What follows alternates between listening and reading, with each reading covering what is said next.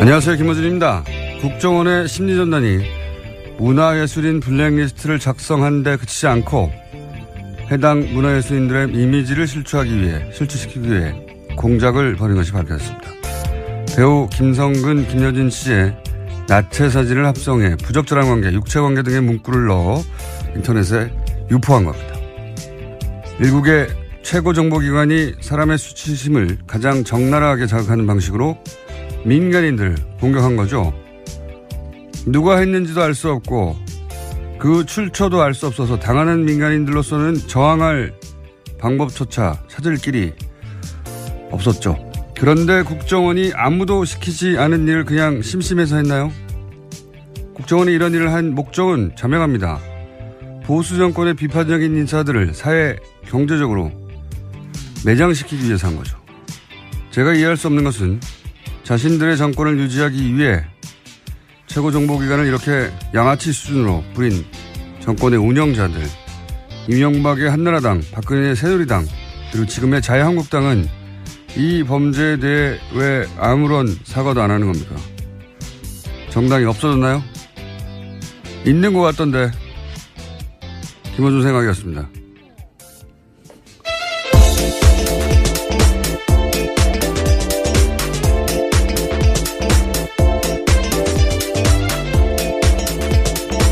시사인의 김은지입니다. 국정원이 참 여러 가지로 우리를 놀래키는데 예, 정말 저열합니다. 이렇게까지 할 줄은 사실은 상상하지 못했던 분이 많았던 것 같아요. 예, 저런 이미지를 공무원이 세금을 받고 만들었다라는 상상을 하면요. 상상이 아니고 실제죠. 참. 노무현 대통령 논두렁식의 이 워딩도 이제 심리학자들을 동원해가지고 그냥 만든 게 아니라 당사자가 가장 치욕적으로 느낄 어떤 문구를 만들어냈다는 거잖아요. 예. 그러니까 전직 대통령을 상대로도 어떻게 하면 가장 자네는 방식으로 무너뜨려서 저항하지 못하게 하고 짓밟아 버릴까. 그래서 심리학자가 동원해서 공작을 하는데 그걸 생각하면 어느 누구를 상대로 어떤 짓을 못할까, 안 했을까. 예. 상상 가능한 범주를 넘어서는 온갖 짓을 한 것이 분명한데 좀 방금 얘기했지만 아니 그러면은 그때 여당이었던 집권 세력이었던 한나라당, 새누리당 그리고 지금은 자유한국당 여기에서 한마디 해야 될 거 아닙니까? 당연하잖아요. 대국민은 아니더라도 최소한 당사자란 애들에게라도 뭐라고 해야 되는데 없는 척하고 있어요. 네. 제가 김성근이라고 했다고 하네요. 문성근 씨인데.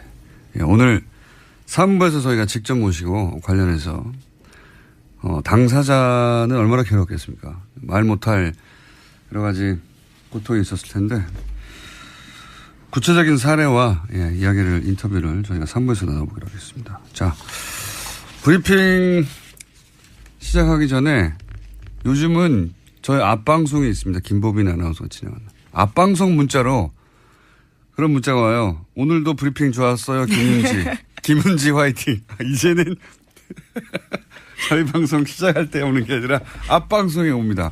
타임머신 문자들. 예. 미리 들으신 거죠? 자. 어쨌든 감사합니다. 첫 번째 뉴스는요? 네, 문재인 대통령이 유엔 총회 참석차 다음 주에 뉴욕을 방문합니다. 그에 앞서 어제 미국 CNN 방송과 인터뷰를 했는데요. 전술핵 관련된 입장을 공식적으로 냈습니다. 북한의 핵에 대응해서 우리가 자체적으로 핵 개발을 해야 한다거나 우리가 전술핵을 다시 반입해야 한다는 생각에는 동의하지 않는다라고 밝힌 겁니다. 문재인 대통령은 특히 동북아 전체의 핵 경쟁을 촉발시켜서 동북아 전체의 평화와 안전을 저해할 것이라는 판단한다라고 강조했습니다. 이건 뉴스공장에서 줄기차게 얘기했던 거고 어젠가요? 매티스 국방장관도 얘기했잖아요. 예.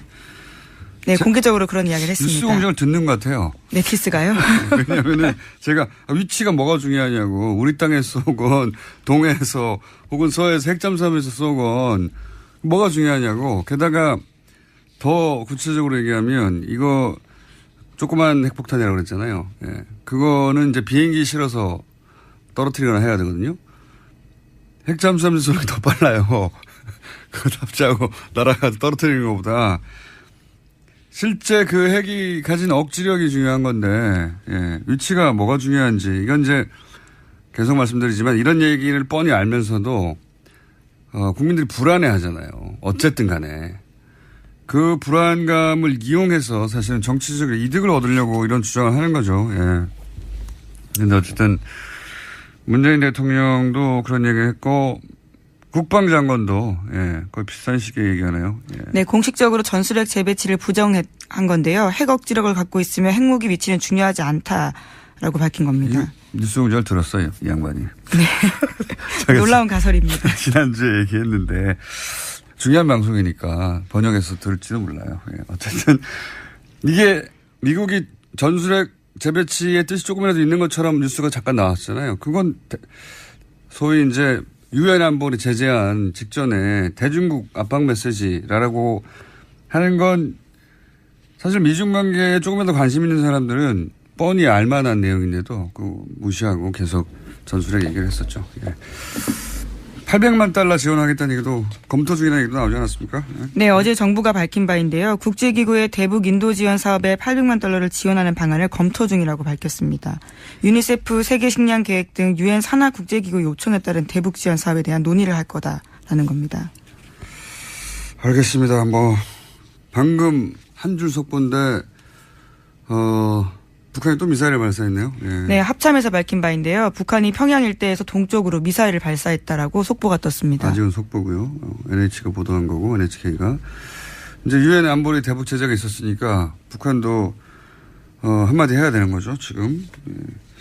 그런데 이제 저는 틀림없이 800만 달러 뭐 유니세프가 지원한 거긴 요청한 거긴 한데 이 얘기를 검토 중이라고 하면 또 이제 보수정당에서는 공격을 할 거예요. 보수정당은 뭐 항상 일관된 태도로 그래왔으니까요. 근데 그래서 모든 대화 채널을 다 끊어버렸지 않습니까? 예. 저는 이럴 때일수록 이런 돌파구가 필요하다고 봅니다. 예. 서로 총을 쏘고 막 전쟁할 때 1차 대전, 2차 대전 이럴 때도 각국 정상은 계속 대화를 했어요. 채널을 돌리고. 어떻게 아무 대화도 안 하고 있습니까? 자, 네, 그래서 대화와 관련된 이야기도 있는데 NHK 방송에서 보도한 바인데 북한의 외무성 부국장이 스위스에서 미국의 전 국무부 동아태 차관보와 일본의 외무성 간부를 만나서 유엔 제재 등 현안을 논의했다고 합니다. 그러니까요. 미사일을 쏘고 동시에 대화를 하고 우리 정부와의 백채널은 어떻게 되는 건지 사실은 그런 뉴스는 아직 안 나오고 있는데 있는 건지 없는 건지 있어도 사실 있다고 말을 안 하겠죠. 현 상황에서는. 백채널은 돌아가야 하는 겁니다. 제스처는 있어야 하는 거고. 자, 다음 수는요. 네, 앞서 공장장께서 오프닝으로 이야기하셨던 소식인데요. 이명박 정부의 국정원 블랙리스트와 관련해서 이번에 정말 저열한 지시를 한 문건이 나온 겁니다. 국정원 심리전단이 2011년 여름에 배우 문성근 씨와 김여진 씨의 부적절한 관계를 꾸며내서 이미지를 실추시키는 내용의 계획서를 작성하고 상부에 보고했다라고 합니다. 또 실행에 옮겨졌고요. 알겠습니다. 이야기는 저희가 당사자로부터 직접 듣기로 하고 사실 핵잠수함도 필요 없어요. 미국 본토에서 쏴도 25분 30분이면 평양까지 날아가요. 뭐 여기다 갖다 놓습니까? 정말. 네, 블랙리스트 이야기가 나가서 또 돌아가신 거죠? 갑자기 생각이 나가지고. 예. 자, 블랙리스트 이야기 있고요. 블랙리스트 뉴스는 뭐 쏟아지고 있습니다. 계속해서 MBC도 자체 블랙리스트 있다는 얘기 나오고 KBS도 나오겠죠. 그거 다 자세하게. 자, 최근에 또 BBK가 자꾸 수변 위로 올라오고 있잖아요. 이 뉴스도 뉴스공장의 관심사인데. 네. 어제 대정부 질문에서 박영선 의원이 또 관련된 의혹을 제기했습니다. BBK 가짜 편지 사건과 관련한 새로운 증거가 있다라고 공개한 건데요. 자신이 받은 문자 메시지를 보여준 겁니다. 이 해당 메시지에는 박영선에게 제 본의가 아니었음을 사죄드리며 기회가 되면 정식으로 사과하겠다라는 내용인데요. 그러니까 가짜 편지를 발표한 검찰의 발표가 전부 거짓이다라는 내용이 있습니다. 이게 뭐냐면 BBK 전문가로서 이게 뭐냐면은 기획입국 이런 단어 생각나시죠? 당시 네, 2007년이었습니다. 한마디로 하면 민주당이 BBK를 이명박 후보에게 죄를 뒤집어 씌우기 위해서 만들어서 뒤집어 씌우기 위해서 김경준과 짜고 김경준을 입국시켰다. 네, 기획해서 입국시켰다라는 거죠. 이런 설을 주장했어요. 당시 새누리당에서. 근데 이제 그걸 나중에 선거 막판에 그걸 입증하는 편지라면서 흔든 게 하나 있어요. 네. 근데 내용이 뭐냐면 김경준 씨하고 교도소에 같이 수감됐던 모 씨가 김경준 씨에게 편지를 보냈다. 근데 내용이 뭐냐면 큰 집, 당시 노무현 정부 청와대를 의미하는 거죠. 큰 집과 무슨 약속을 했던 간에 이용당할 거다. 그러니까 하지 마라. 이렇게 만류하는 그런 내용이에요. 근데 이 편지가 날조된 거라고 3년이 지나고 나서 그 수감자의 형제가 네, 고백을 합니다. 내가 썼다고 그거. 가짜 편지라는 네.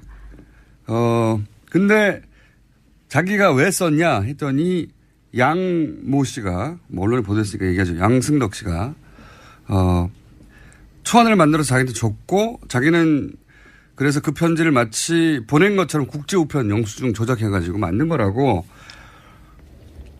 그러면 이제 여기서 질문은 그 양모 씨는 대학교에 근무하는 그냥 대학교의 직원이었거든요. 무슨 정치권에 있는 분이 아니었어요.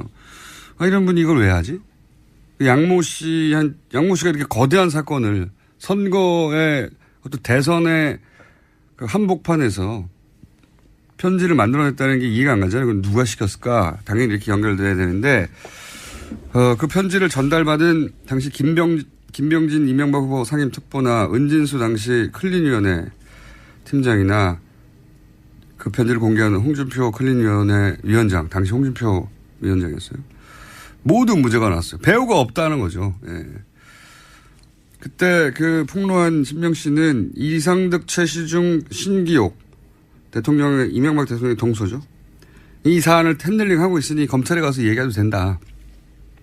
이렇게 얘기 들었다고도 진술했는데 예. 모두 검찰이 사면해 준 예, 지어낸 얘기라고 검찰이 했어요. 지어낸 얘기. 털어준 겁니다. 예. 이 사건 역시 재수사 대상인데 박영선 의원이 어떤 단서 새로운 물증을 가지고 있는지 모르겠는데 저희가 한번 인터뷰 시도해 보겠습니다. 자, 뉴스 하나 정도 더 하고 이제 저희가 준비한 미니 인터뷰가 있거든요. 예. 네. 저보다 많이 나오는 게 아닌가 싶은 이정열 전 판사님을 곧 연결해야 될 것 같습니다. 어떤 뉴스가 있습니까, 정치권에? 예, 국민의당에서 추미애 더불어민주당 대표의 소위 땡깡 발언에 대해서 문제 삼고 있습니다. 추 대표의 사과 요구 없이는 김명수 대법원장 인준안 처리를 위한 국회 일정에 협조할 수 없다라는 입장을 밝혔습니다. 기분이 나빴겠죠. 땡깡을 놓는 집단이라고 하면. 예. 화날 수 있죠. 근데 정치가 원래 그렇게 말로 치고 박는 거고, 뭐 조롱도 하고 면박도 하고, 어느 나라 그래요. 다른 나라 국회 그 진행되는 거 보면 서로 그냥 날선 공방, 뭐 유머를 좀 섞어가면서 하기도 하는데, 근데 이제 추미애 대표만 땡깡 놓는 집단이라고 했냐. 안철수 대표도 문재인 청와대야말로 적폐라고 했거든요. 예. 근데 만약에 그런 말을 듣고 문재인 대통령이 나를 적폐라고 하다니 모욕적이다. 사과하기 전까지는 청와대 업무를 보지 않겠다. 이렇게 말했다고 생각해 보세요. 그럼 언론이 가만히 있겠어요? 정치적 공방하고 공적인 책무를 구분하지 못한다고 그랬겠죠. 비난이 쏟아졌겠죠. 누구도 편들어주지 않았을 거예요. 그러니까 국민의당은 추미애 대표하고 말로 싸우면 됩니다. 말로 싸우는 게 정치인데 그래서 더 설득적인 지지를 받고. 근데 사과하기 전에는 이제 사법부 수장 자리를 공석으로 두겠다는 거죠. 일정에 협조할 수 없다는 거잖아요. 네, 원래 25일 전에 임명 절차를 끝내야 되는데요. 거기에 얽매이지 않겠다라고 밝힌 겁니다. 그러니까 이런 공방이 있다고 해서 기계적으로 양쪽 다 전달하는 건 좀 말이 안 되는 것 같아요. 자기들이 화나는 게 어떻게 사법부 수장을 공석으로 둘 명분이 되냐. 만약에 문재인 대통령이 적폐라고 했다고 청와대 업무를 보지 않는 것과 마찬가지니까 이렇게 따져야 정상 아닙니까? 저는 그렇게 생각이 되는데 항상 이 사태는 제2의 머리 자르기 사태로 번지나 뭐 이런 식으로 기자들은 빠져나가고 같이 판단 안 하는 거죠. 비겁한 태도라고 봅니다. 저는. 여기까지 하고요. 네, 저는 인사드리고 가겠습니다. 자, 안녕히 가십시오. 지금까지. 예, 시사인 김은지였습니다. 감사합니다. 자, 바로 연결하겠습니다. 저희 뉴스공장에 영장 해설 전담 판사, 각종 사법계에 일어나는 일들을 모조리 해설하고 계신. 왜냐하면 영장 전담 판사도 해봤고 부장 판사도 해본 분이기 때문에 이정열 전 부장 판사님 전화 연결되어 있습니다. 안녕하십니까? 네, 안녕하세요. 근데 저 법무수석에서 저기 해설로 뭐 강등된 겁니까? 아니, 보직이 변경된 겁니까? 언론사 해설위원이 훨씬 더 높아요. 네. 알겠습니다. 네. 자, 두 가지 주요 질문인데, 네. 어제 이제 청문회가 있었지 않습니까? 네네네. 대법원 김명수 대법원 보자. 예. 예. 청문회가 있었고, 그 이전에 카이 영장이 또 한 번 기각됐지 않습니까? 네네. 영장 기각이 거의 유행에 가깝게 지금 벌어지고 있는데, 근데 이제 네. 본인 사안이라 증거인멸이 네. 죄가 안 된다라고 네. 영장 기각 사유를 밝혔어요. 네네.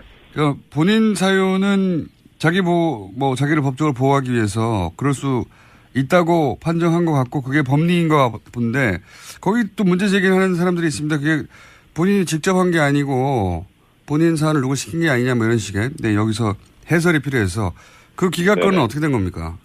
일단 지금 제가 지금 자료를 안 가지고 있어서 좀 불투명하긴 한데 아마 형법 155조인가 아마 그런 걸로 알고 있어요. 거기에 보면 증거인멸죄가 나와 있는데 네. 증거인멸죄 구성 요건 자체가 타인의 형사사건 또는 징계사건 이렇게 돼 있어요. 네. 자기의 형사사건인 경우에 아예 범죄가 안 되는 걸로 지금 법이 그렇게 돼 있습니다. 네. 그러니까 이게 뭐 이렇게 법을 규정하는 게 맞냐 틀리냐를 떠나서 일단 네. 법은 그렇게 돼 있어요. 그러니까 네. 자기 사건인 경우에는 안 된다라는 게 이제 뭐 이건 좀 정말 그 형법의 기본 중에 기본이거든요. 네. 근데 그건 그렇고 네. 다만 이제 제기되는 문제가 뭐냐면 이게 온전히 자기 사건만이면은 뭐 그냥 범죄가 안 되는 건 너무 명백한데 예. 이 증거가 자기 사건 겸 타인 사건일 수도 있거든요.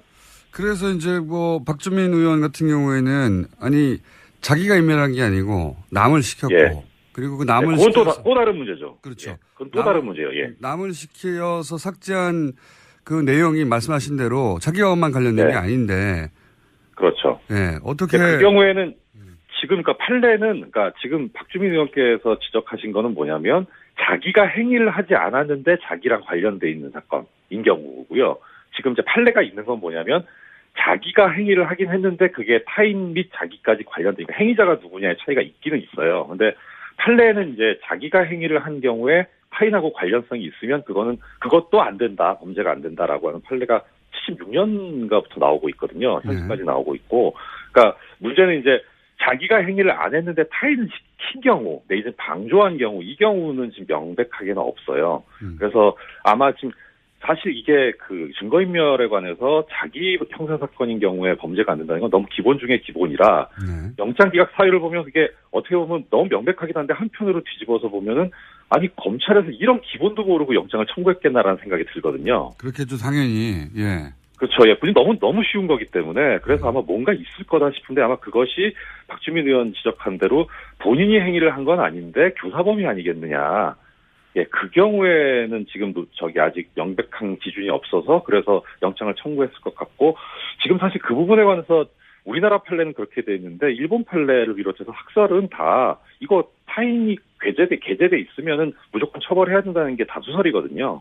그래서 판례를 좀 바꿔봐야 되겠다라는 생각을 한 건지 아니면 뭐 그 부분에서 판례가 명백하지 않으니까 기준을 세워봐야 되겠다라는 생각으로 한 건지는 명확하지 않습니다만 검찰 태도는 상당히 이제 좀 그 범죄 성립에 관해서 증거인멸이 상당히 중대한 범죄이기 때문에 넓게 좀 보자는 취지고 그리고 이제 법원 입장은 아직까지는 좀 소극적인 입장이 아닌가 뭐 그런 정도예요. 이게 좀 전문적인 부분이라. 자, 판사님. 논란의 여전히 있습니다. 네. 네. 그러니까 술을 너무 많이 드시고 자료를 못 보니까 지금 언론만 얘기하시고 자료를 몸이 안 보셨다고. 좋아가지고. 자료를 어제 장재원 의원 하도 화가 나가지고. 장재원 의원군요. 몸이 좀 저희가 예. 그런 장재원 의원과 인터뷰를 한번 요청해 보겠습니다. 네. 네. 판사님의 주장과 장재원 의원의 주장이 서로 엇갈리고 사마띠 아니하고 있기 때문에 저희가 그런 인터뷰를 요청한 다음에 네. 진행하기로 하고. 예. 그 김명수 대법원장 청문회에서 제가 이제 납득하기 쉽지 않은 질의들이 몇 가지 나왔어요. 이제 많이 나왔죠. 많이 나왔는데 제가 이제 시간이 별로 안 남았기 때문에 퉁쳐서 여쭤보면 자유한국당 주강덕 의원이 전국 법원장 회의에서 발언한 내용을 가지고 질의를 했어요. 네. 또 장재원 의원은 법무비서관 사표 수리를 독촉한 거 아니냐라고 인사에 관한 내용을 또 질의를 했습니다.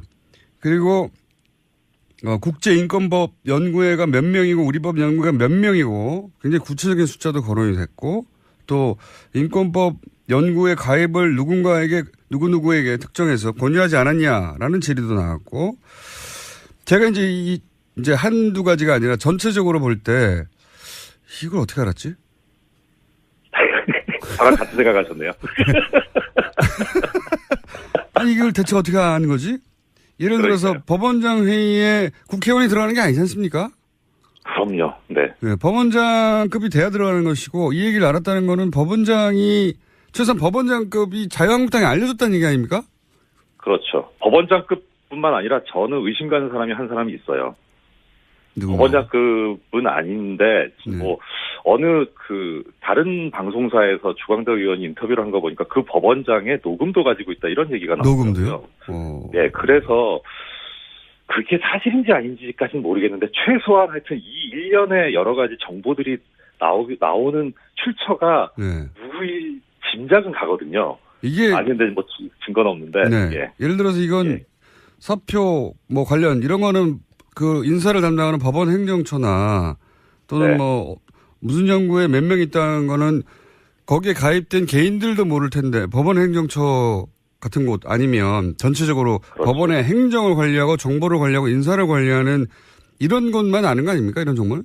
그렇죠. 맞습니다. 예. 아주 지당하신 말씀입니다. 그게 이런 사례도 있었어요. 어떤 판사 같은 경우에는 뭐 신문사에서 연락이 와가지고 뭐 이렇게 따지는데 본인도 알 수 없는 본인의 자료들을 알고 있더라는 거예요. 그 신문사에서 질문이 그래서 이게 뭐 그 당시에 이제 얘기가 돌기를 행정처에서 다 흘린 거 아니냐 언론사에다가 그러니까 뭐 블랙리스트까지 모르겠는데 자기들 마음에 안 드는 판사에 대해서 뭐 좀 안 좋은 평가가 날 수 있게 흘린 거 아니냐 그런 소문이 되게 많이 돌았었거든요. 이것도 아마 일련의 상황 그 연장선상에 있을 거고 지금 공장장님 말씀하신 거 다 이 내용이 법원 행정처 아니면 모르는 내용입니다.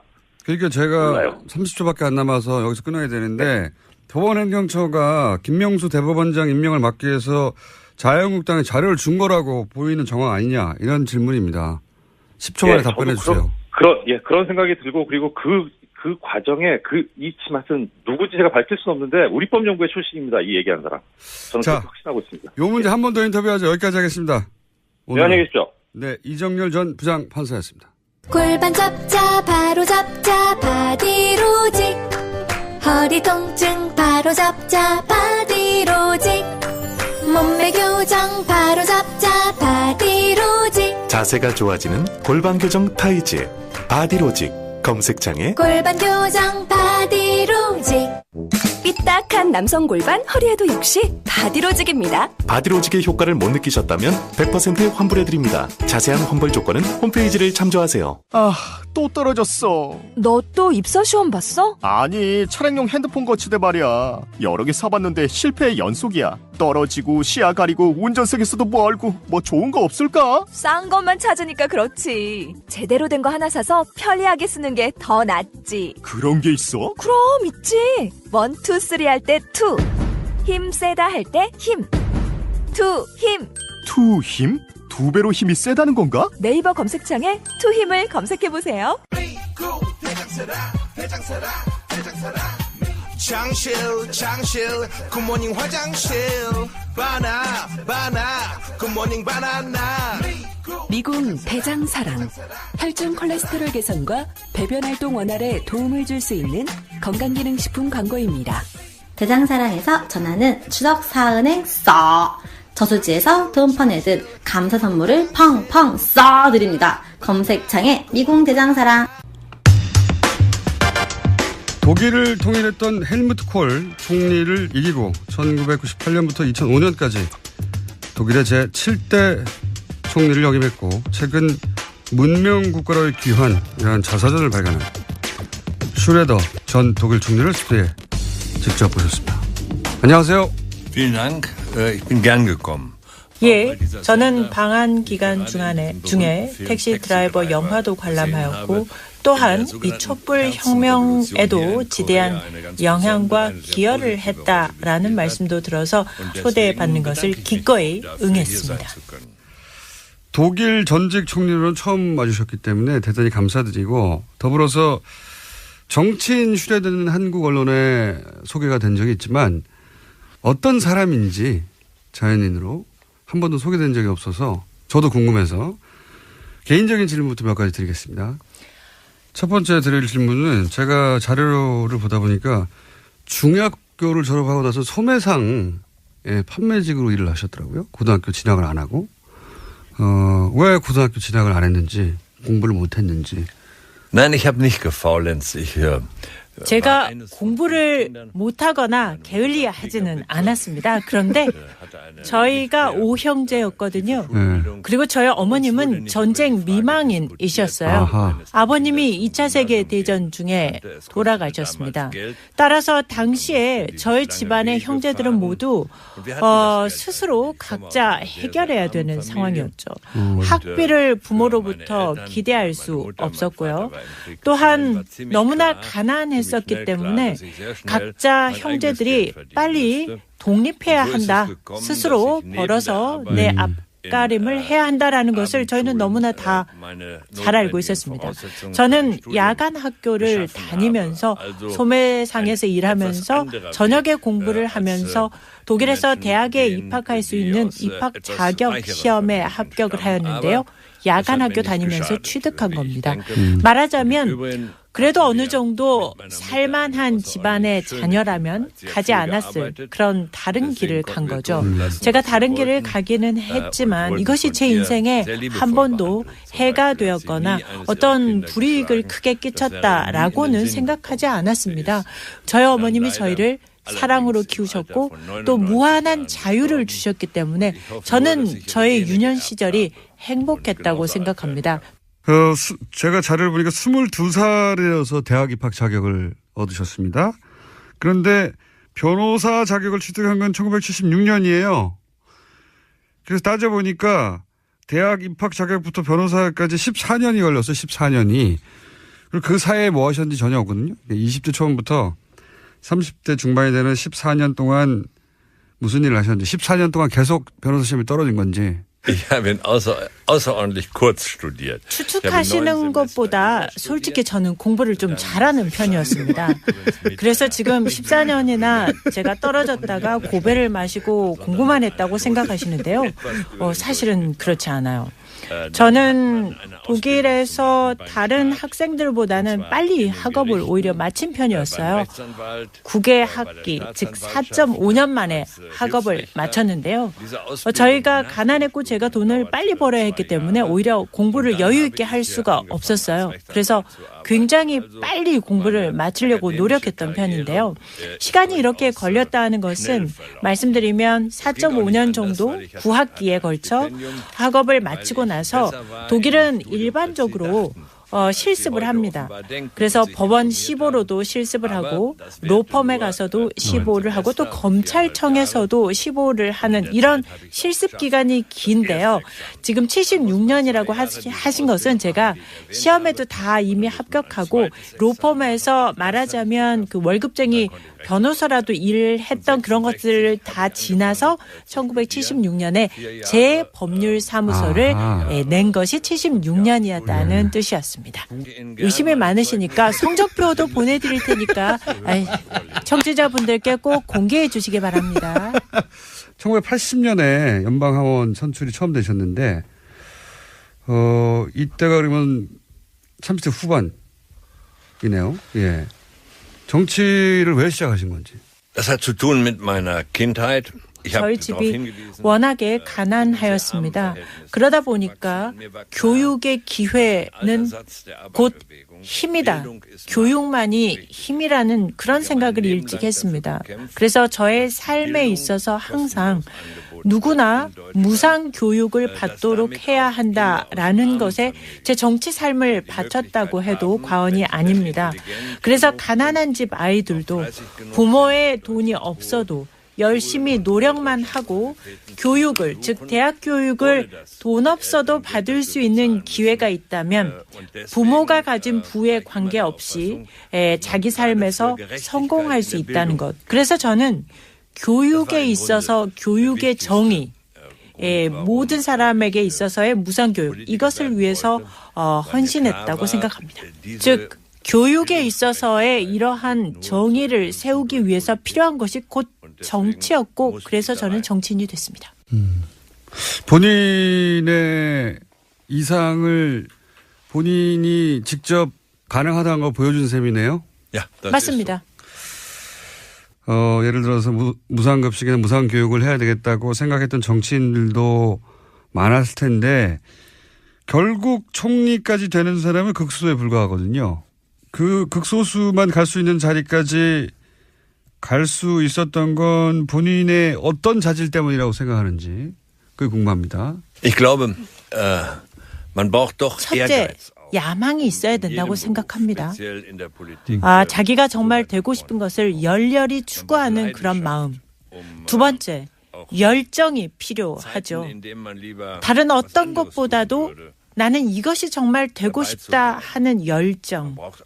그다음에 세 번째는 커뮤니케이션 능력이라고 생각되는데 커뮤니케이션은 사실 정치에서 가장 중요한 자질이라고 볼 수도 있습니다. 왜냐하면 정치라는 것이 사람을 이해하고 사람과 소통해야 되고 그들을 감지할 수 있어야 되는데 이것은 탤런트라고 생각합니다. 그리고 제가 지금 말씀드린 이 모든 것들은 태어날 때 갖고 태어나는 것이라기보다는요.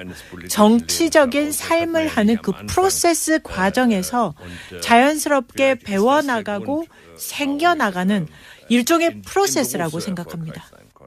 네.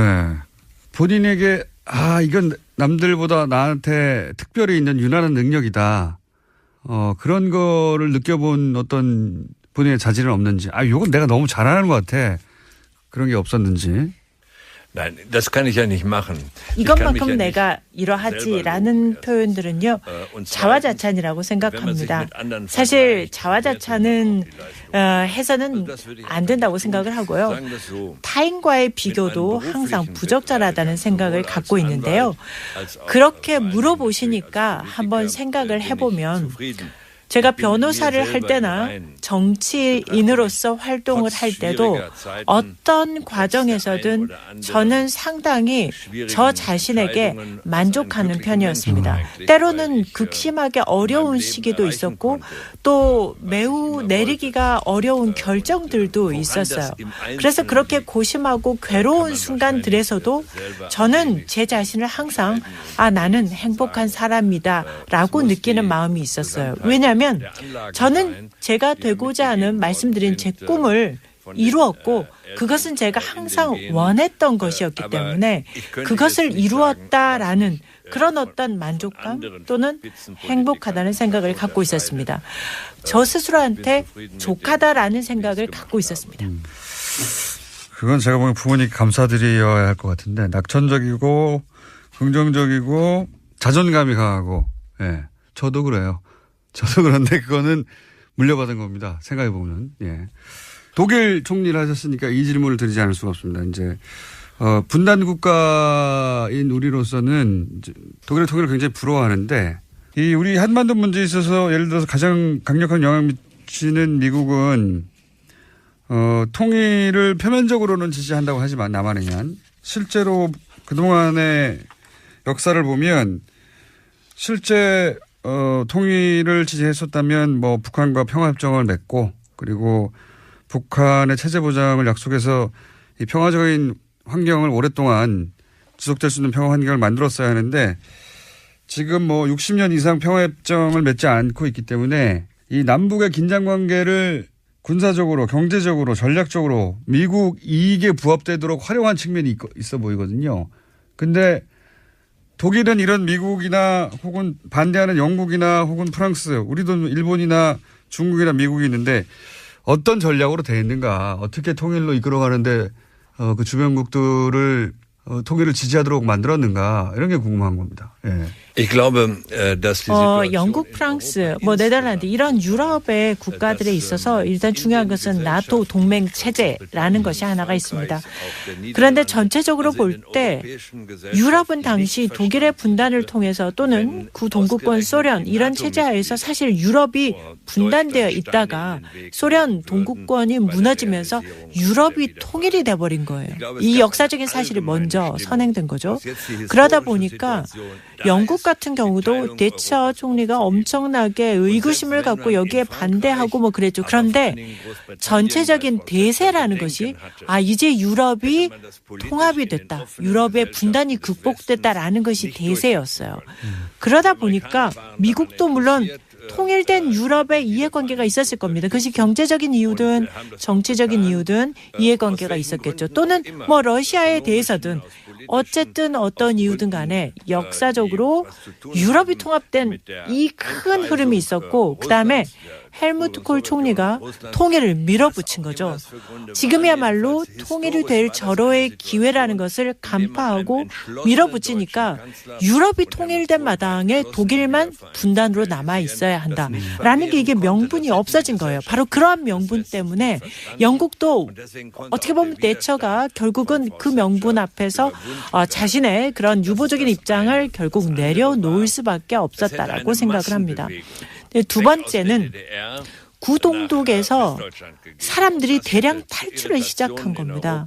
헝가리라든지 이런 다른 동유럽 국가들로 그냥 국경을 넘어가 버린 거예요. 그래서 구동독에 있는 사람들이 이렇게 대량 탈출을 할 때 서유럽권에서 다들 굉장히 놀라는 상황이었거든요.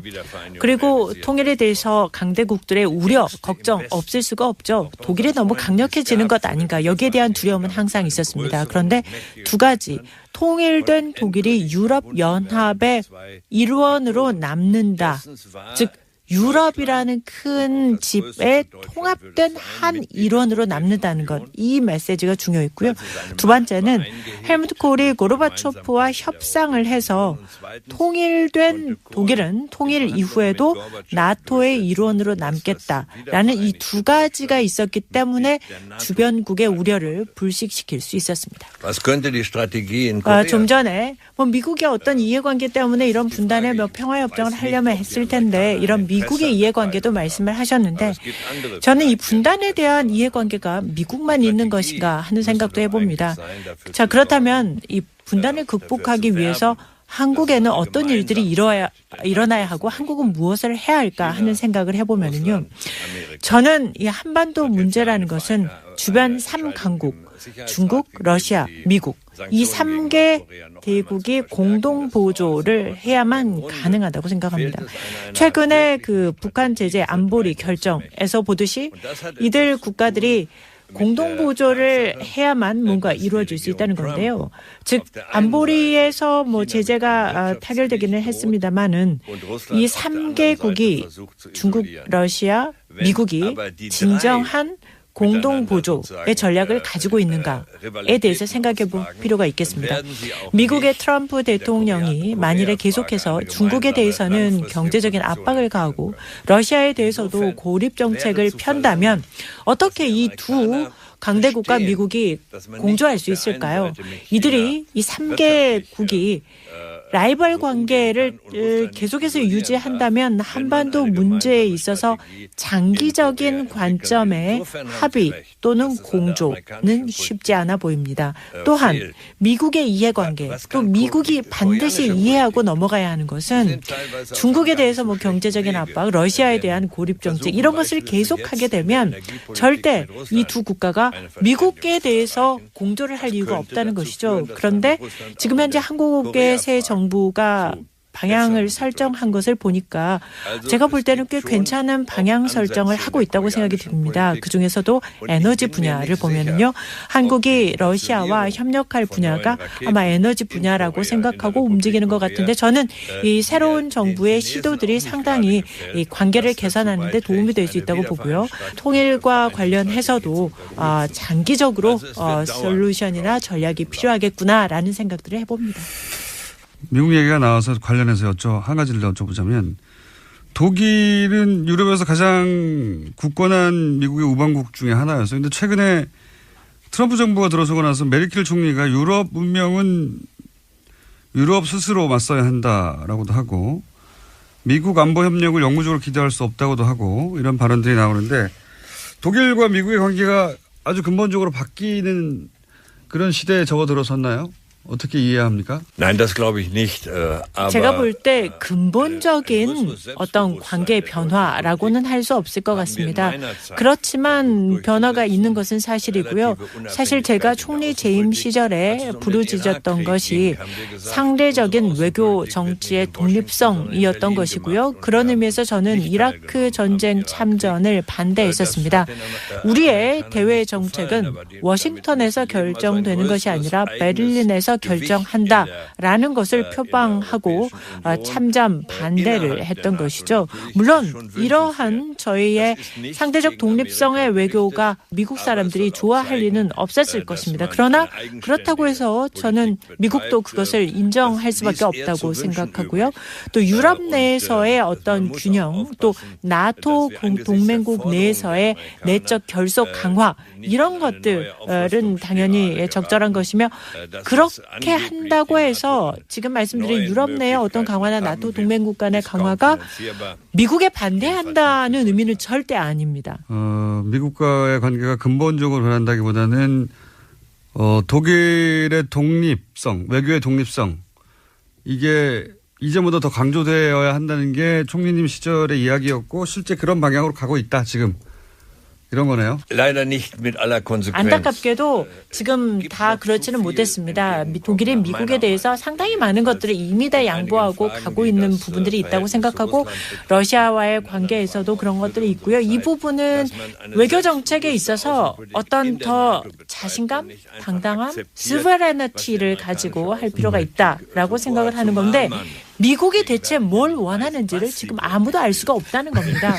예측 가능성이라는 게 있어야 하는 건데 하루가 다르게 트위터에다 대고 오늘은 이 말을 내일은 저 말을 해대면 이 예측 불가능성에 나라가 휘둘리게 된다는 거죠. 그렇기 때문에 중요한 것은 유럽이 가지고 있는 합리성을 가지고 더 자신감을 갖고 대외 외교 정책을 해야 한다는 거죠. 알겠습니다. 방금 트럼프 대통령에 대해서 평가하신 셈인데 다시 한번 트럼프 대통령에 대해서 어떻게 평가하냐고 제가 독립적인 질문을 드리면요. 별도에.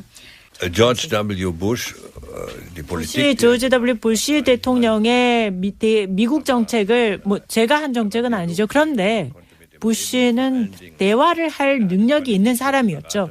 역량이 있는 참모진이 있었고 부시 대통령이 역량 있는 참모진의 얘기에 귀를 기울였다는 겁니다. 그런데 트럼프의 경우에는 모릅니다. 내일 무슨 정책이 나올지 모르고 이 문제는 전 세계 최대 강국이 슈퍼파워가 내일 어떤 일을 할지 예측 불허하다라는 것이 전 세계 국제 정세의 문제인 거죠. 그래도 그나마 안도는 미국의 대통령 임기가 4년이어서 그나마 안도를 합니다.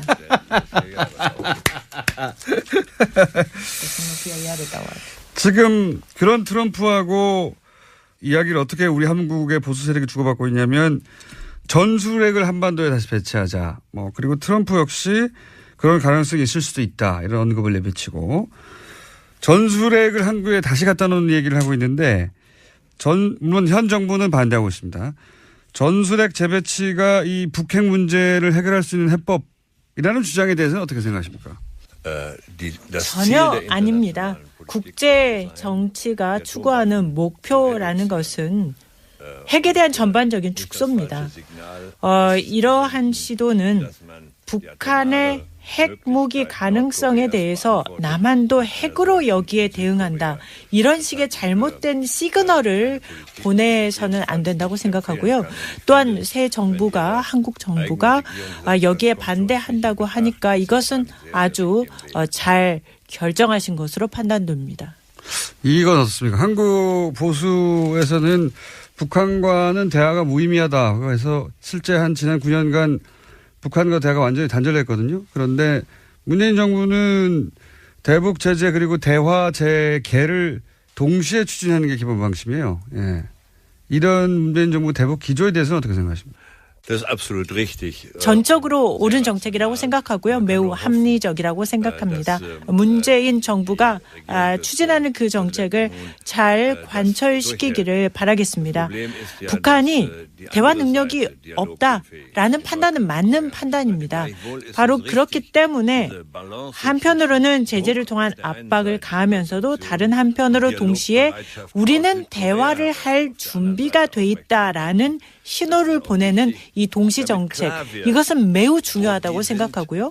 북한은 자기의 체제를 유지하기 위해서는 대화 능력이 없는 것으로 하는 것이 자기 체제 유지에 유리하다고 생각해서 그렇게 하고 있는 것 같은데, 남한은 적어도 대화를 할 준비가 돼 있다라는 것으로 신호를 보낼 필요가 있습니다. 마지막으로 시간이 없으니까 문명 국가를 귀한 이 책은 어떤 독자에게 필요한 책인지. 저는 정치의 꿈을 가진 분이라면 누구라도 읽어볼 만한 책이라고 권해드리고 싶습니다. 특히나 오늘날에 우리가 민주주의 사회를 유지하고 그리고 깨어있는 민주주의 사회를 미래에도 원한다면 젊은이들이 정치에 관심을 갖고 또 참여해야 합니다. 그런 의미에서 오늘날의 정치가 나아갈 방향, 그리고 깨어있는 민주주의의 수호, 이런 것에 관심이 있는 사람이라면 누구나 읽어보면 좋지 않을까 싶고, 특히 그러한 정치에 참여하고자 하는 의지가 있는 사람이라면 도움이 되지 않을까 생각해봅니다. 알겠습니다. 감사하고요. 그리고 아마도 4번 의원하고도 총리가 되는 법이 궁금한 분들도 이 책을 읽으시면 좋을 것 같습니다. 감사합니다. Vielen herzlichen Dank. 네, 슈레더 전 총리 출연 다시 한번 감사드리고요. 네, 베를린에서 다시 만나겠습니다. 그리고 독일의 총리가 아니라 한국의 총리, 네, 이낙연 총리 9월 26일이죠. 네, 1주년 공개방송 출연해 주시기로 하신 거 매우 감사드리고요. 네, 지금 총리실에서 이제 여러 가지 연락이 오고 있습니다. 네. 저희가 잘 준비해가지고, 9월 26일 날 아주 많은 분들이 올 거거든요. 네. 멋진 방송 그때 보여드리도록 하고, 최재도 총리하고 제가 찍은 사진, 네, 저희 페이스북에 올라갈 수도 있습니다. 웃깁니다. 3부에서 뵙겠습니다.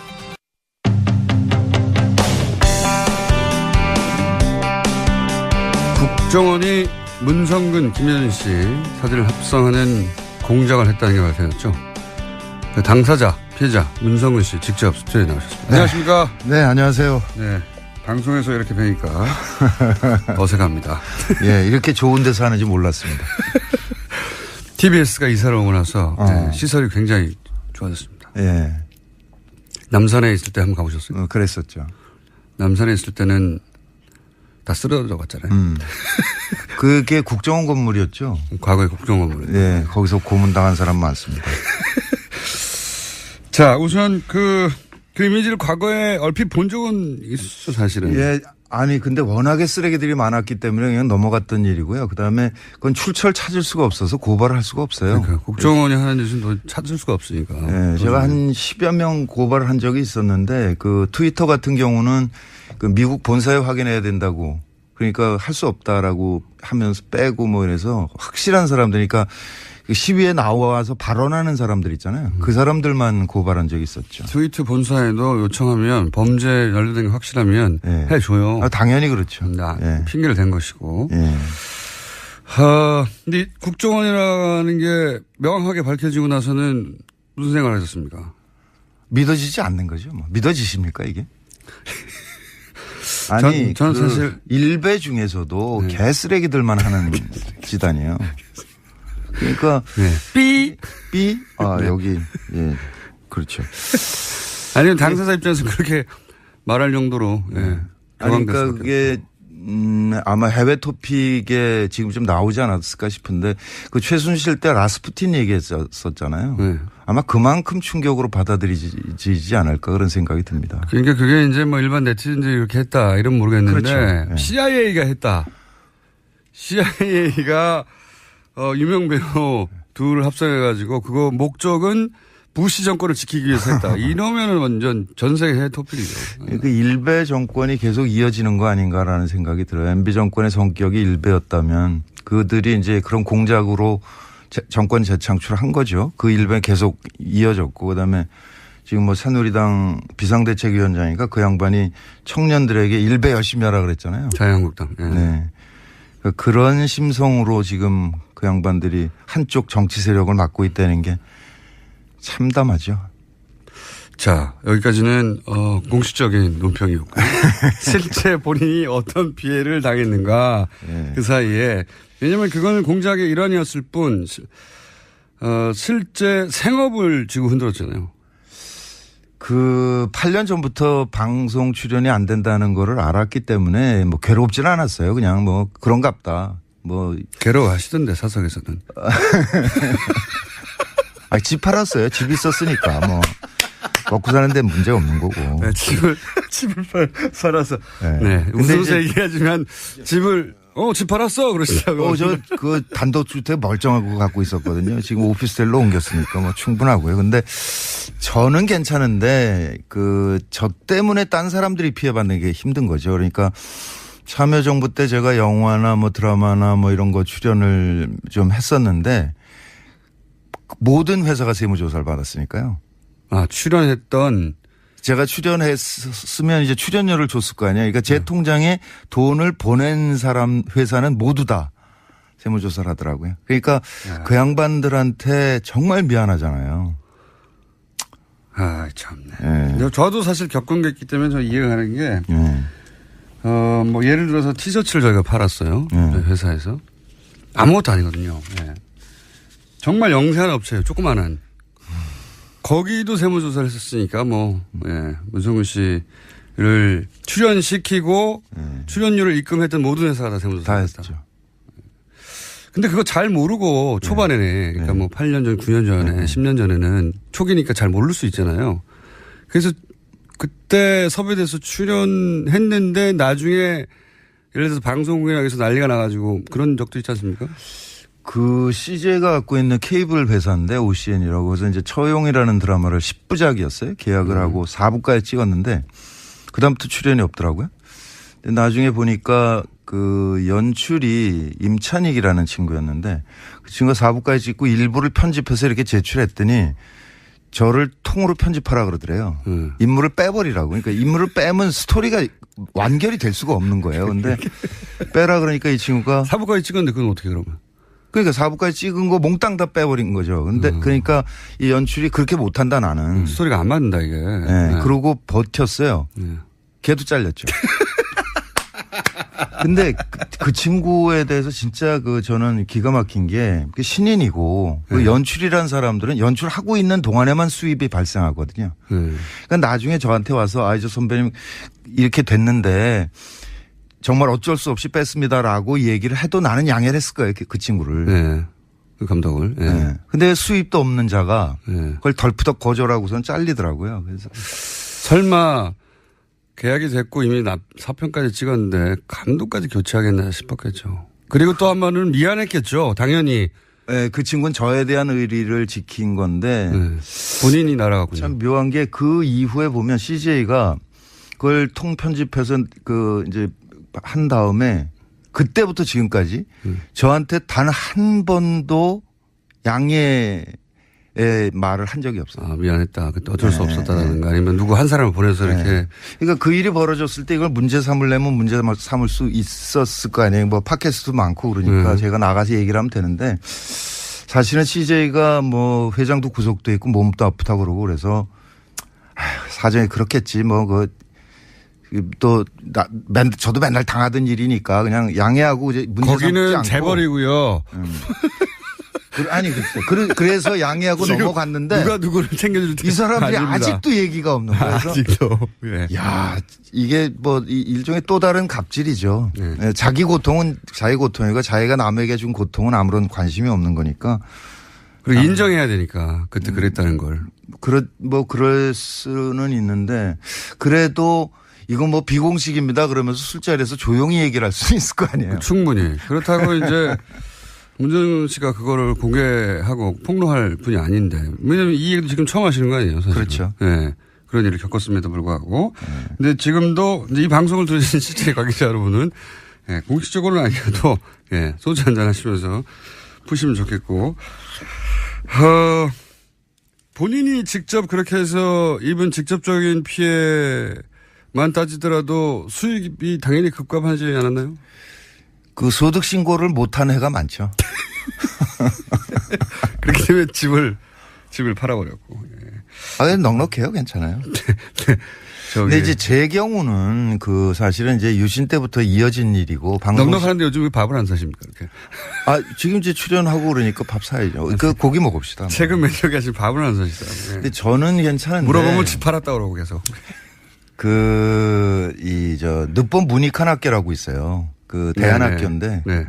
전남 강진에 있는데 그걸 동아일보가 한번 무슨 종북학교 이런 식으로 그런 취지로 뭐 엄청나게 큰 지면으로 씹었어요. 근데 그거가 소송에서 이제 늦봄학교가 이겼는데 이기면 뭐합니까? 이미 전파된 건 전파된 거고. 그래서 지금도 그 학교가 충격을 못 벗어나고 있어요. 그러니까 학생 수도 줄어들고 있고 그다음에 대안학교 경우에는 잘 아시겠지만 그 선생님들이 그냥 헌신하는 거거든요. 거의 최저생계비 수준에 받고 버티고 있는데 그분들이 이렇게 알아눕지를 못해요. 애들 때문에. 그냥 이 화를 지금도 만나면 그 얘기를 하는데. 씨를 말리는 씨를. 완전히. 그런 거죠. 예, 주변, 뭐 본인은 당연하고 그리고 본인에게 그런 뭐 출연료를 줬던 사람도 당연하고. 예. 주변 그러니까, 완전히 씨를 말리는 거죠. 그러니까 이미지를 더 씌워서 하는 게 효과적이라는 거를 그 대중심리학적으로 분석을 한 거겠죠. 그러니까 그 사진 조작이나 이런 것도 이게 말이 안 되는 짓이긴 하지만 그것을 본 사람들에게 이게 잔상으로 남아서 무의식에 이렇게 침투하는 작전이었을 것이다 이렇게 생각이 되고. 국정원이 무슨 심심해서 만들었을 리도 없고. 그렇죠. 네. 다 계산이 된 거죠. 논두렁 시계라는 말도 심리학자를 동원했다고 하니까. 예. 아, 그랬죠. 그랬다는 걸 보면 대중 이미지가 굉장히 중요한 배우들을 어떻게 다시는 복귀하지 못하게 만들까. 명계남 씨가 복귀가 참 쉽지 않은 게 그 양반 경우에 바다 이야기가 좀 전 국민이 다 아는 것 같아요. 그때 지금 되돌아보면 그 한나라당 의원이 그 국회에서 면책특권으로 그걸 발언을 했거든요. 요약하면 명계남 씨가 바다 이야기, 소위 이제 도박, 거기서 뒷돈을 받아가지고 그 돈으로 문성근 정치에 진출하라고 뒷돈을 정치 자금이 그거다. 이렇게. 뭐 정권 재창출을 위한 자금을 마련했다 이런 거예요. 네, 전체적으로는. 그렇죠. 그래서 이제 그 중에 저도 뭐 수백억을 했다는 얘기가 수백억. 있었는데. 그게. 그러니까. 그 명계남 씨 얘기는 스위스 은행 비밀번호를 까먹었다 그러더라고요. 그 친구는 임플란트 할 돈도 없거든요. 그러니까 이거는 풀어줘야 돼요. 그래서 검찰에 출두하면 그거는 꼭 물어보려고 그럽니다. 근데 아마 자료가 너무 많아서 지금 못 찾을지도 모른다라는 생각도 들고요.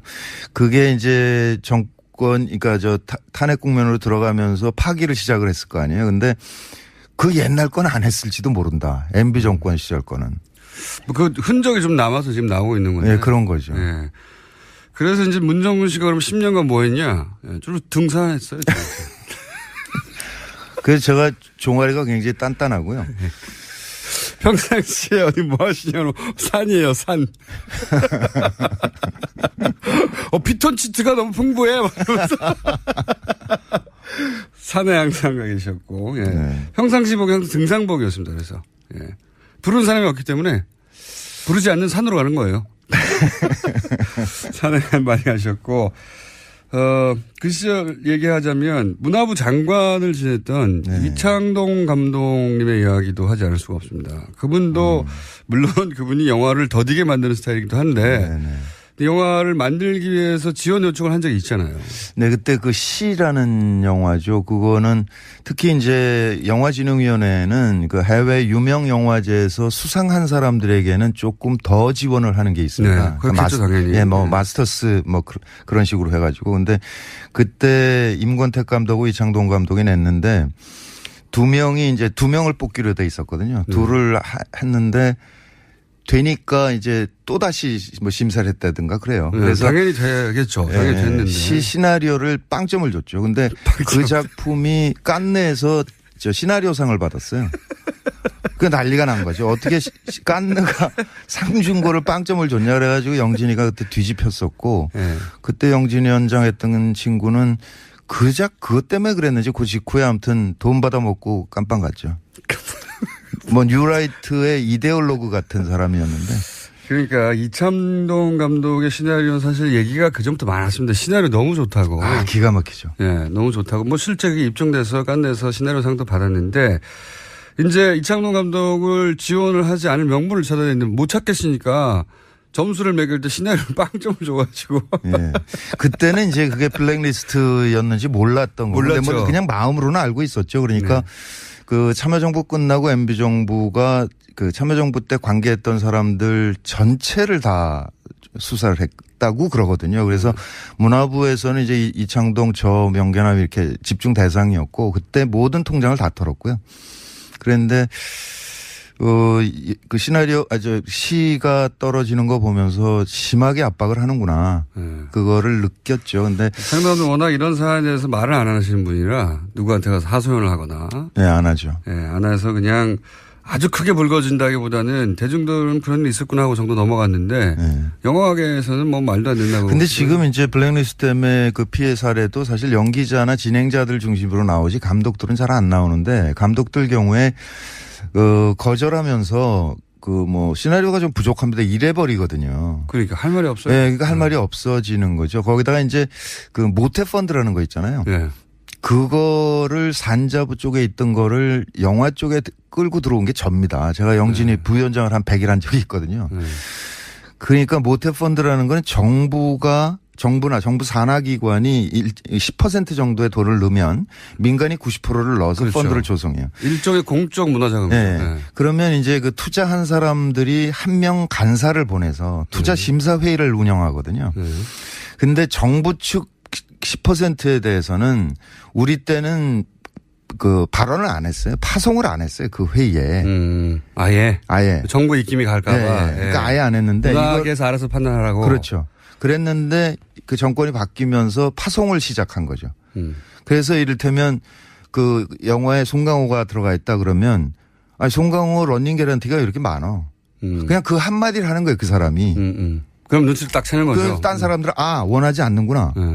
그거 빼버리는 거죠. 송강호 씨 정도 되는 그런 레벨의 배우들도 그런 불이익을 알게 모르게 당했습니까? 변호인 이후에 그 친구 한 2년 당했죠. 근데 그 친구는 워낙에 이제 그 티켓 파워가 크니까 CJ가 안 하면 워너가 하는 거죠.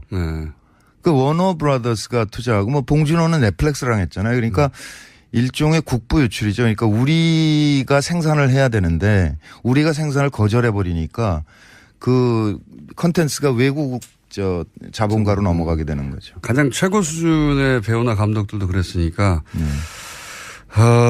문성근 씨를 날리는 건 어렵지 않았겠죠. 네, 뭐 간단한 문제죠. 그냥 전화 한 통이거나 뭐. 헐리우드에서 픽업할 배우는 또 아니었지 않습니까? 그러니까 제가 한창 활동할 때는 연락 왔었어요. 제가 그러니까 영어를 외우면 이렇게 할 수는 있을 것 같은 사람으로 보였나 봐요. 그래서 몇 번 제안이 온 적은 있습니다. 아이고 제가 그래도. 맞아요. 10년 전에는 그 10년이면 그런 생각 안 했어요. 이번 드라마 보니까 그렇게 자글자글해요. 그래서 어디 댓글을 보니까 문성근 씨는 연기는 뭐 참을만 한데 너무 쭈글쭈글하다 이렇게. 아니 그 10년을 빼앗긴 게 억울하지 않으세요? 배우로서. 그냥 배우로서는 생활인이 아니라 배우로서. 배우로서는 조금 아쉬운 점은 있을 수 있으나 이게 역사라는 게 시간이 이렇게 흐르는 거고 역사적인 이 시점에 저는 저 나름대로 기여하려고 노력을 했잖아요. 그러니까. 그것을 영광으로 생각하죠. 네, 그 역사를 등산과 함께 보내시고. 자, 그런데 이게 이제 그런 피해, 지금 말을 기억나는 대표적인 것만 하셨는데 그런 세월 동안 실제적으로 피해를 입었고 그리고 본인뿐만 아니라 그런 피해를 입은 사람들의 명단도 나왔고 아마 그 명단 이 또 다른 명단이 있겠죠. 뭐 1차 명단이죠. 그게. 그러니까 대한민국에서 80명만 했을 리가 없지 않습니까? 그렇죠. 김어준도 없던데요. 저는 대신 소송을 많이 당했잖아요. 근데 그 분들이 그렇게 사실 정부 국가에 당한 것이고 그리고 경제적으로도 손실을 입었고 한 사람 인간으로 자연인으로 생활도 잃었고 그리고 배우로서의 직업적인 전망도 잃었고 너무 많은 걸 잃었지 않습니까? 네. 그리고 그게 국가의 부당한 폭력이었기 때문에 이제 소송을 하겠다고 선언하셨잖아요. 네. 실제. 그럼 민형사상 소송을 다 하실 생각이세요? 네, 다 해야죠. 사실 박근혜 블랙리스트 보면 문화부까지 내려간 거는 확인이 된 상태잖아요. 특히 이제 문화부 직원들은 자기 장관 날아가고 뭐 국장 날아가고 그러니까 열받아가지고 그 체증을 하고 있었던 거고 네, 그 덕분에 지금 이제 김기춘 씨랑 깜빵을 간 문화부 건데. 장관들이 큰 역할을 했죠. 블랙리스트 드러나는데. 그런데 지금 MB 블랙리스트는 국정원에서 만들어졌다는 사실만 수사 의뢰가 된 거거든요. 근데 그 이후에 그게 어떻게 실행됐느냐를 따져봐야 될 거 아니에요. 하나는 문화부를 통해서 영진이로 뭐 번역원에 우리 예를 들면 황석영 선배 이런 거는 번역 지원을 안 했거든요. 그런 식으로. 네, 그런 식으로. 꼼꼼하게 했어요. 아주. 예, 그거 내려간 게 있고 또 하나는 KBS, MBC 같은 공영 방송이 있고요. 출연 못하게 하고. 또 한쪽에는 SBS나 뭐 CJ나 이런 그 민영 방송들이 있는 거잖아요. 그리고 영화에는 투자사가 있고 제작사가 있고 각각으로 다 압박이 내려갔는데 지금은 맨 위에 상층부에 만들어졌다는 사실만 수사가 되고 있는 거죠. 그러니까 이게 방송사의 대개 본부장이나 사장한테 직접 하거나 본부장한테 하거든요. 그러면 사장이 본부장에게, 본부장이 CP에게, CP가 PD에게.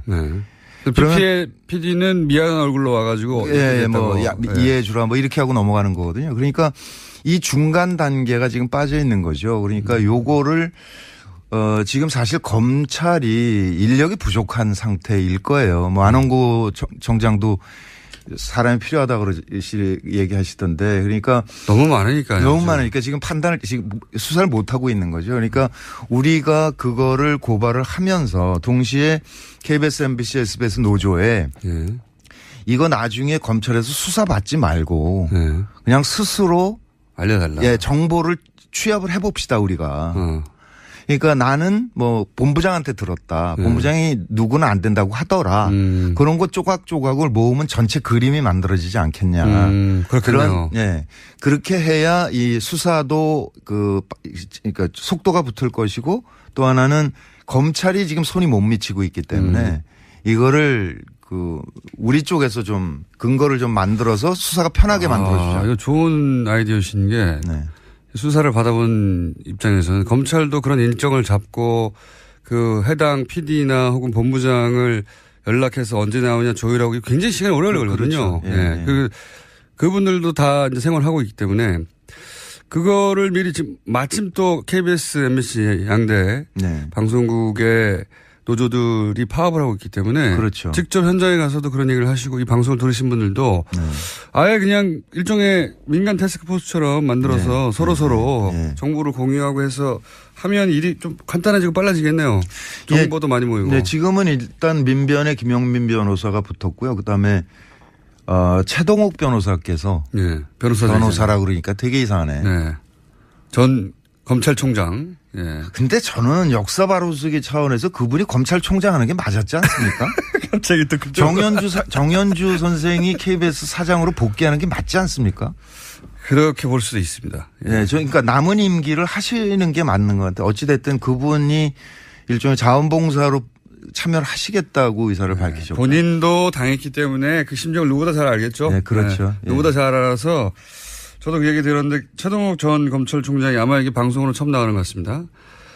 검찰총장이 이 블랙리스트의 피해를 입은 뭐 연기자, 배우자, 문화예술인들의 소송을 무료로 변론해 주시겠다고. 네, 그랬습니다.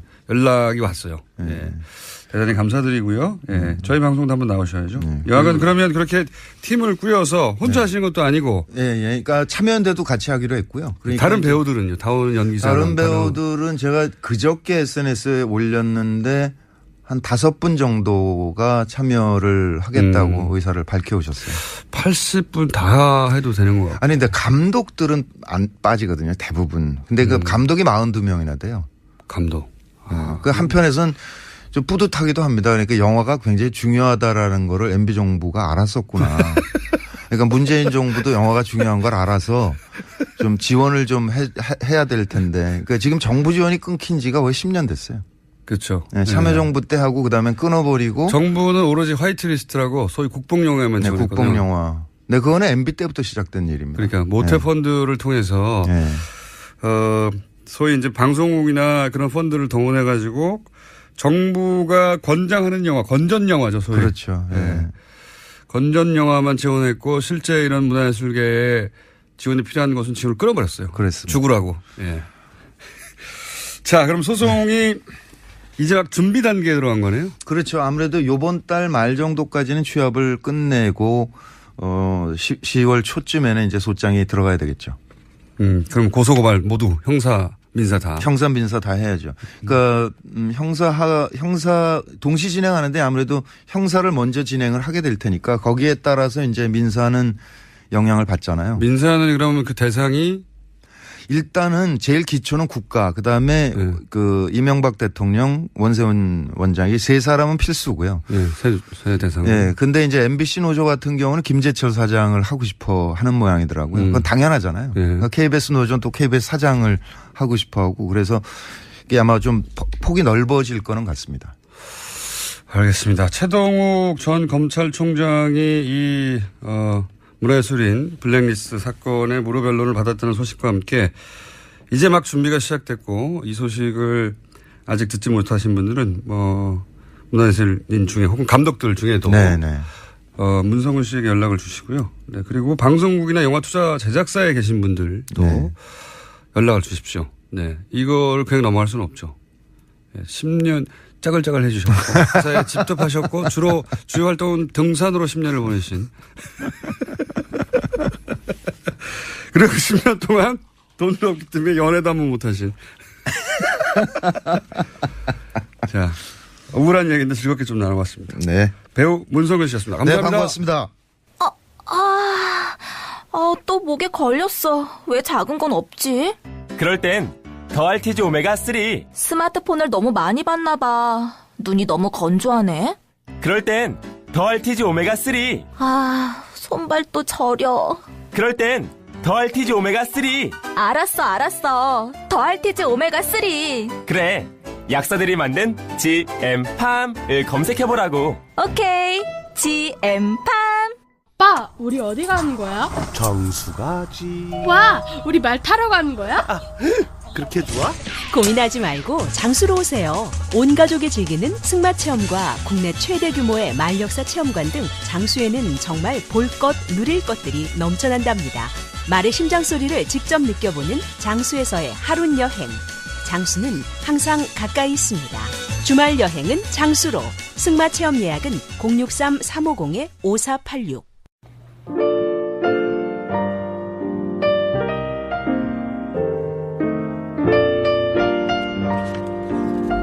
자, 오늘 대선 후보급이 안 나왔는데도 불구하고 문자가 아주 많이 오는 날입니다. 오늘 방송이 문자를 보내고 싶게 하는 방송이었나 봅니다. 우선 1위의 위험인가요? 슈레더 총리가 나오는 게 아직도 믿기지 않습니다. 뭘 못 믿으십니까? 네.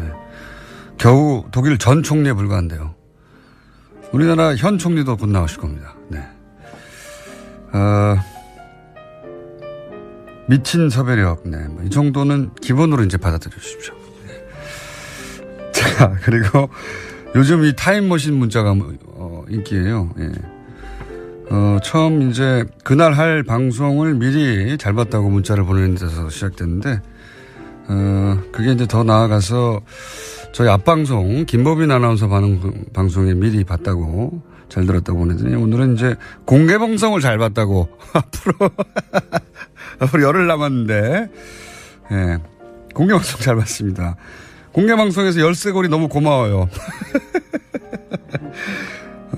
공개 방송에서 공장장 너무 야유였네요. 뭐 이런 얘기들 오고 있습니다. 그리고 공장 뉴스공장 1주년 공개방송에 대한 문의가 많네요. 9월 26일이고요. 공개방송은 생방송인가요? 저희는 생방송밖에 하지 않습니다. 예. 꼭두 새벽 라이브라고 7시 5분에 방송이 시작하기 때문에 대략 한 6시쯤에 오면 볼 수 있지 않을까 하는 분들이 있을 수 있죠. 네, 그분들은 밖에서 봐야 됩니다. 한번 해본 결과 6시보다 더 빨리 와야 된다. 네. 그 어떻게 이렇게 일찍 가느냐? 제가 할 바가 아니다. 자, 알제리인데 문자 보내는 방법을 알려달라고 문자를 보내셨네요. 예. 지금은 해외에 전화로는 바로 전화. 왜냐면 샵 뭐 어쩌고저쩌고지 않습니까? 네. 그래서 요금이 부과가 안 되기 때문에 그 시스템상 카카오톡 플러스에서 TBS 친구 맺기 혹은 TBS 홈페이지 혹은 앱 게시판을 이용해 주시면 됩니다. 네. 여기까지 하겠습니다.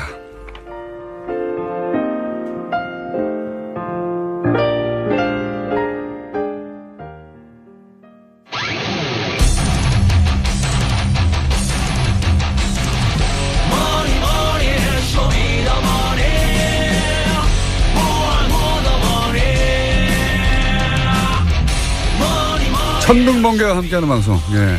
항상 타이밍이 안 맞는 천둥번개와 함께하는 방송. 은닉재산 프로파일러 안원구 전 대구 지방국세청장. 대구의 국세청장이었던 분입니다. 안녕하십니까? 안녕하십니까? 네. 굉장히 잘 나갔었고, 예. 곧 국세청장이 될 줄 알았으나 감옥을 2년 가신 분입니다. 근데 그때는 너무나 억울하셨겠지만, 사실은 그 사건이 지금 와서 보면 누구도 말할 수 없는 역사 현장에 본인이 원하지는 않으셨는데 또박또박 계셔서 그죠? 정말 신기합니다. 저도 생각해 보면. 예. 그때는 뭐 그런 생각할 겨를이 없었겠죠. 당연히 너무 억울하다 이렇게만 생각하셨겠는데 지금 되돌아보면 이명박 전 대통령이라든가 관련 사안에 아주 핵심에 정확하게 계셨어요. 노무현 대통령 표적수사 것도 그렇고, 도곡동 땅, 소위 BBK의 실체, 그렇습니다. 에도 원하지 않으셨는데, 전표를 보는 바람에 현장에 계셨고, 그리고 이제 최순실, 해외 도피 새 은닉 재산을 추적하는 거를, 본인이 이건 원해서 하신 거죠. 그렇습니다. 원해서 하셨는데, 이렇게까지 수면 위로 올라와서 지금 방송의 고정 시간을 하실 줄이야. 게다가 그 결과 책도 내셨지 않습니까? 예. 책 이름은 국세청은 과연 정의로운가. 이 책 제목으로 봐서는 제가 보기에는 거의 안 팔릴 책이거든요. 그런데 지금까지 이런 은닉재산을 추적하고 해외 돌아다니고 하는 걸 완전 사비로 했기 때문에 사실 문의 많이 왔었어요. 저희한테. 안원구 청장님은 후원할 방법이 없거든요. 개인을 후원할 방법이 사실상 없어요. 그러면 세금 문제가 발생하지 않습니까? 그렇죠. 그렇습니다. 네. 국세청장인데 세금이 발생하는 방법으로 후원할 수는 없지 않습니까? 방법이 없는데 이 책이 나와서 책이 2세 찍으셨다면서요? 예, 그렇습니다. 저수지 게임도 마찬가지 아닙니까, 지금? 저수지 게임도 사실 잘 안 볼령한데 지금 저수지 게임도 많은 사람들이 보고 있는 것 같더라고요. 아주 부족합니다. 참고로 이번 주말에 10만 원 돌파할 것 같은데. 네, 그 안에 꼭 한번 봐야 될 것 같습니다. 제가 보니까. 보셨죠, 저? 네, 저는 봤습니다. 잠깐 제가 그 영화를 홍보해달라고 말씀드렸었고. 무슨 내용이든가요? 그 주로 이명박 대통령의 그 비자금의 그 저수지가 보통 우리가 저수지라고 하는데 사실 비자금이 모여드는 곳이죠. 그 흐름을 쫓아가는 영화인데 마지막까지는 찾아내지는 못했고 그 다음 그 전 단계까지는 지금 거의 접근한. 보시기에 전문가로서 이 정도면 찾을 수 있겠다 싶지 않으세요? 그렇습니다. 이제 수사기관이 나서야 할 부분만 남았거든요. 공권력을 가진 기관에서 직접 나서면 저는 가능하다고 봅니다. 그리고 좀 스릴이 좀 넘치지 않습니까? 그걸 실시간으로 쫓아간 거기 때문에. 그렇습니다. 하지만 아직도 배가 고프다. 저희는 배가 고픈 상황이고. 영화는 다큐가 흔히 이제 진지하기만 하고 재미없는데 굉장히 재밌습니다. 사실. 2세. 자, 자, 번개 이 정도 나오죠. 2세인데. 저기 핑계도. 왜냐면 이런 책들은 출판됐는지 모른 채 보통 한 주변인들이 사고 끝나거든요. 보통은. 네. 제가 사실은 이 책을 내기 전에 이명박 정부 그 당시에 네. 제가 잃어버린 퍼즐이라고 네. 요즘 뭐 퍼즐 지금 맞추는 거지 않습니까? 네. 사실.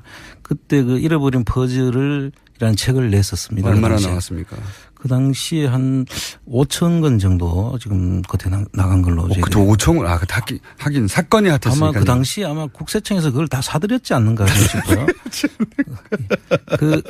그런데 그 이후에 지금 전혀 이야기가 되지 않는데 사실 그 안에 모든 지금 이야기하는 내용들이 다 상세하게 적혀 있습니다. 그 책도. 그런데 그 책들이. 시중에서 본 적이 없는데 저는. 그렇습니까? 그래서 저도 이상하더라고요. 나가기는 꽤 나갔는데 그게 어디로 갔는지 사람들이 모르는 거예요.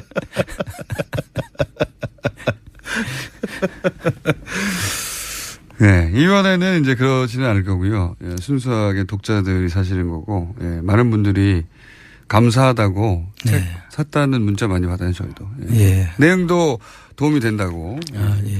이세도 찍으셨다고 합니다. 자, 제가 다른 얘기 전에 문선진 씨가 바로 앞에 왔다 지나갔는데 세무조사 얘기를 했거든요. 예. 예. 그러니까 본인한테 출연료를 입금한 모든 회사들이 다 세무조사를 당했다. 그렇습니다. 저도 크진 않지만 실제 크지 않으니까 더 신기하고 억울한 건데 저희 말고 저희한테 노무현 전 대통령 서거 즈음하여 티셔츠를 납품하던 업체가 있었어요. 예. 정말 영세하거든요. 예, 그렇습니다. 그런 데까지 세무조사를 하더라고요. 정말 꼼꼼하게 했죠, 그 당시에. 그래서 지금 쭉 보면 원래 세무조사라는 것은 성실 신고를 담보하기 위해서라거나 그다음에 명백한 탈세가 있을 때 그거를 바로잡기 위해서 하는데 사실 그 세무조사는 세수하고는 크게 연관이 없거든요. 다만 성실하게 신고가 될 수 있도록 하는 담보 역할을 하는 게 세무조사인데 그 목적 이외에 한 조사는 다 정치적 목적이 있었다고 보는 거죠.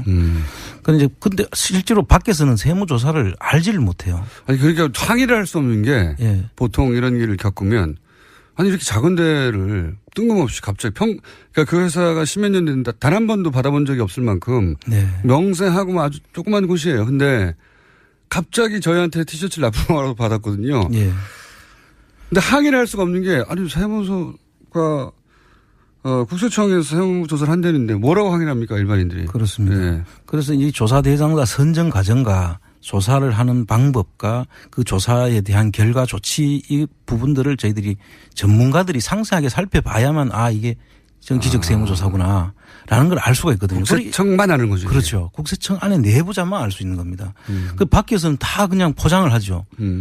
아까 문성근 선생의 얘기에 의하면은 거래처를 하는데 기업들은 다 세무조사를 받을 수도 있다라고 생각하지 않습니까? 그러니까 그 속에서 어떤 연유에서 그 선정이 됐는지 그럼 조사를 어떤 방식으로 했는지 그것들을 우리가 깊이 살펴봐야만이 그 내용을 알 수가 있죠. 그러면 국세청이 스스로 밝히기 전까지는 알 수 없는데 국세청이 스스로 밝힐 리가 없지 않습니까? 그렇습니다. 그래서 지금까지 사실상 수면 위로 하나도 안 떠올랐던 거죠.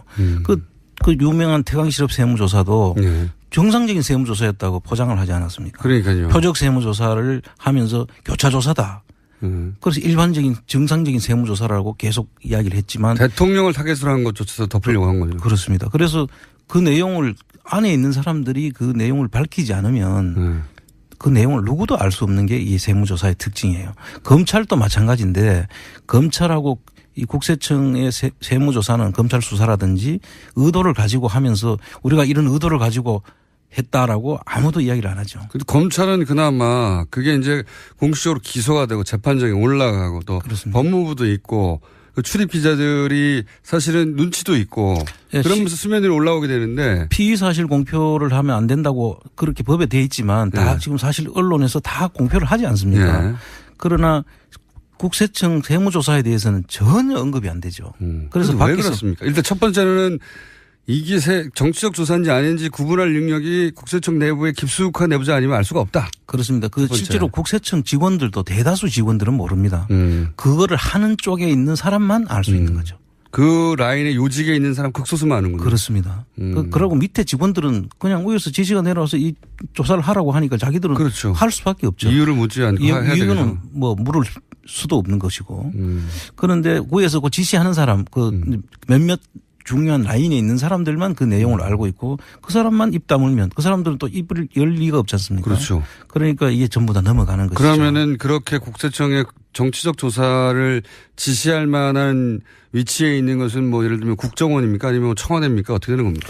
이제 그 국세청도 장난이 아닌 조직이잖아요. 누가 시킨다고 막 할 때가 아니잖아요. 사실은 제가 볼 때는 국세청이 숨은 권력 기관이에요, 사실은. 그걸 좀 밖에서는 검찰, 뭐 국정원 이렇게 이야기를 하지만 모든 사실 일들 속에는 이 국세청이 선행되는 경우가 아주 많습니다. 그래서 국세청에서 어떤 일을 꾸며가 하면 그 마무리를 이제 검찰에서 보통 하지 않습니까? 그래서 검찰이 한 것처럼 보이는 것이죠. 그 태강실업 세무조사가 그 단적인 예입니다, 사실은. 그렇죠. 그거는 국세청에 해서 예, 검찰로 넘겨서 넘어간 것이지. 그것을 마무리를 한 것이죠. 그러니까 제가 궁금한 건 그러니까 국세청을 그렇게 정치적 세무조사에 나서게 할 정도의 권력은 그러면 어느 정도 선에서 나오는 겁니까? 뭐 국정원에서 지시하는 경우는 사실 그 지시한다고 들을 것도 아니고요. 네. 아마 그 선 윗선일 걸로 저는 봅니다. 그래서 국세청이면 뭐 대통령 아니면 청와대라고 봐야 되겠네요. 그렇습니다. 예. 정치적 세무조사라고 분명하게 드러날 정도의 것이면 국세청도 그 사정기관 아닙니까? 그렇습니다. 네. 예. 대표적인 사정기관이고 검찰하고 맞먹는다고 해도 되는데 그게 이제 검찰이나 국정원에서 하란다고 막 하는 게 아니고 그렇습니다. 그 위에 청와대의 뜻이 담긴 정도가 돼야 그러니까 검찰이나 국세청에서 이런 세무조사를 하거나 수사를 했을 때 이게 드러나지 않습니까? 정치적 세무조사였다는 것이 명백하게 드러나면 그 라인에 있었던 사람들은 사실 다 처벌을 해야 돼요. 그렇겠네. 말씀을 듣고 보니까. 이 처벌하지 않으면 앞으로 또 이런 일이 그대로 반복됩니다. 정치적 세무조사가 분명한 사건에 대해서 국세청의 그 라인에 있던 사람들이 처벌받은 전례가 있습니까? 전혀 없죠. 아, 국세청은 항상 피해갔군요. 국세청뿐만 아니라 검찰도 사실은 뭐 한 번도 자체적으로 처벌을 하거나 한 일이 없죠. 하지만 검찰은 또 정권이 바뀌고 그것이 연루된 사실이 나오면 옷 벗기도 그런 게 있는데 예. 국세청은 그런 게 없죠. 국세청은 누가 조사했는지 자체를 아예 감추니까요. 그리고 이 내용을 알려주지도 않습니다. 그 81조에 의해서 비밀 유지 의무가 있거든요. 그러면 정권이 그 정부가 굉장히 강력한 의지를 가지고 외부에서 이 사안을 뒤져보고 그 책임 소재를 따져야지 가능하겠네요.